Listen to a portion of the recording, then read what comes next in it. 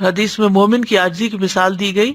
مومن آسان اور نرم ہوتے ہیں، اس مانوس اونٹ کی طرح کہ اگر اس کو اپنے پیچھے چلایا جائے تو وہ مطیع ہو کر چلا آتا ہے، اگر اس کو پیچھے سے ہانکا جائے تو وہ آگے ہانکا جاتا ہے، اگر تم اس کو چٹان پہ بھی بٹھاؤ تو بیٹھ جاتا ہے. یعنی آپ دیکھیے کہ اونٹ کتنا اونچا لمبا جانور، انسان کے قد سے اونچا اور انسان سے مضبوط تر، لیکن انسان اس کو اپنے قابو میں کر لیتا ہے، اس کو بٹھاتا ہے تو وہ مان جاتا ہے اس کی بات، بیٹھ جاتا ہے. تو اس سے مومن کی مثال دی گئی. معاذ بن جبل کہتے ہیں بندہ اس وقت تک ایمان کی چوٹی تک نہیں پہنچ سکتا جب تک انکساری سے بلند مرتبے سے زیادہ عزیز نہ ہو جائے، اور دنیا کا تھوڑا ساز و سامان اسے زیادہ سے محبوب نہ ہو جائے.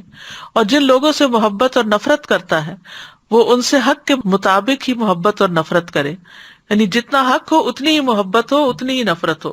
اور لوگوں کے لیے اس طرح فیصلہ کرے جس طرح وہ اپنی ذات اور اپنے گھر والوں کے لیے کرتا ہے. اللہ کے محبوب بندے ہیں وہ جن کے اندر نرمی اور شفقت ہو،